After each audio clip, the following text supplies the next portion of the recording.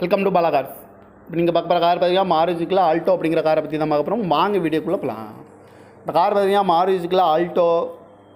வண்டியோட மாடல் பார்த்தீங்கன்னா 2008க்கு 2. இதோட வேரியன்ட் பார்த்தீங்கன்னா LXI அப்படிங்கிற வேரியன்ட் தான். ஓனர் பார்த்தீங்கன்னா ஒரு ஓனர் தான் இருக்காங்க இந்த வண்டிக்கு. இது ஒரு பெட்ரோல் வண்டி தான்.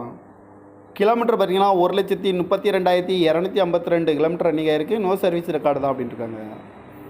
இதுக்கு இன்சூரன்ஸ்னு பார்த்தீங்கன்னா 2/9/2024 வரைக்கும் இன்சூரன்ஸ் எடுத்து வச்சுருக்காங்க. தேர்ட் பார்ட்டிக்கு தான் எடுத்து வச்சுருக்காங்க.